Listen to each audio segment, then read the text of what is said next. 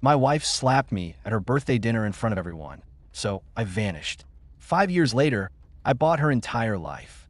Before we dive in, don't forget to hit that like button, subscribe.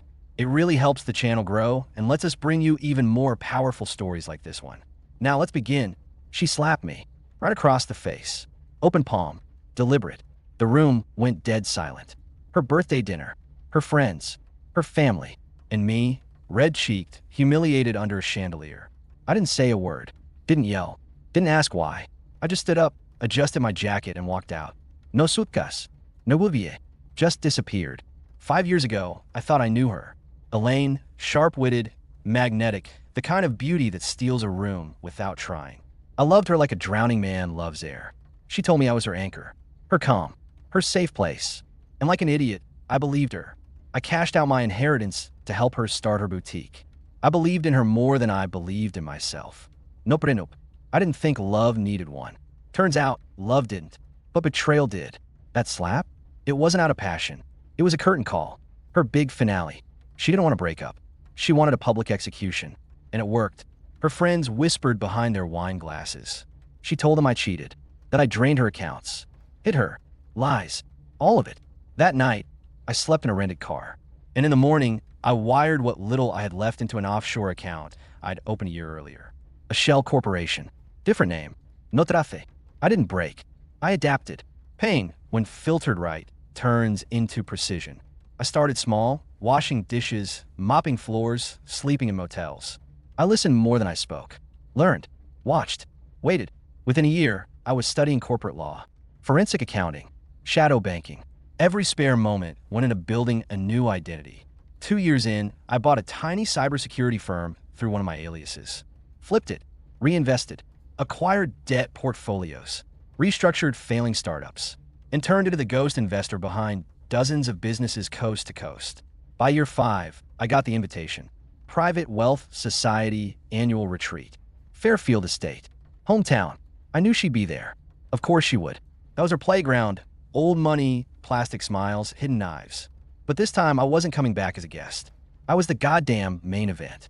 The moment my plane landed, my phone buzzed. Elaine Beaumont, local fashion icon, founder of Bell House boutique chain, was trending for all the wrong reasons.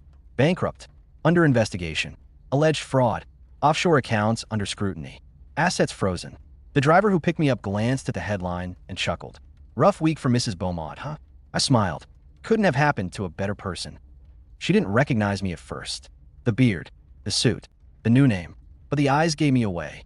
Her expression shattered the second we locked eyes. Across the same kind of banquet table where she'd humiliated me 5 years earlier. Only this time, I was the guest of honor. Luca Brent, investor, ghost partner, tech whisperer, the man who, quietly, had acquired half of Tay's Group, the holding company that swallowed her boutique's parent brand 2 years ago. She lost everything and never saw the knife coming. After dinner, she cornered me in the hallway.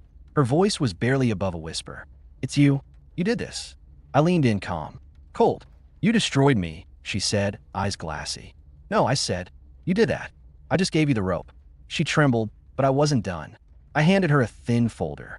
Inside, court documents, evidence trails, tax filings, emails, all legal, all real, all signed by her. You authorized every move, every fake loan, every shady deal. I just made sure someone was watching. Her voice cracked. Why? We could have fixed this. I stepped closer, low and steady. You slapped me in front of everyone I loved. You stole my name, my money, my dignity. You wanted a public ending? This is your encore. 2 days later, the media exploded.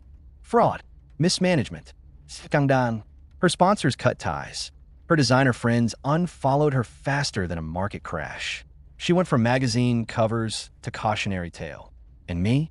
I walked through her hometown that night. Coat collar turned up in the cold wind. No victory lap.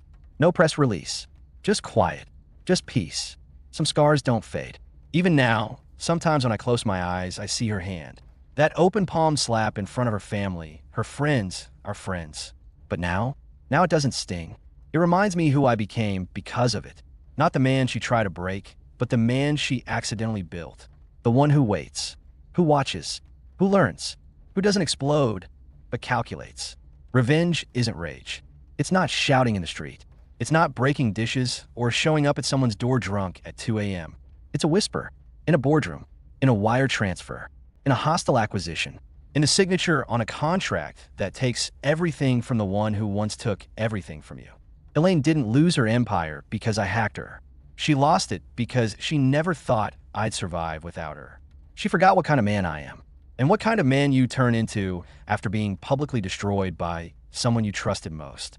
She saw me as weak, predictable, replaceable. But that's the beauty of people like her. They never look back until it's too late. They forget the quiet ones always come back louder. She made her move with a slap. I answered with silence, patience, and paper trails. By the time she realized what was happening, I already owned her past, her future, and every brick of her legacy. So no, there was no applause, no crowd, no champagne, just me, a man who rebuilt himself from nothing. One day, one lie, one betrayal at a time. And now I don't need revenge, because I have something better: freedom.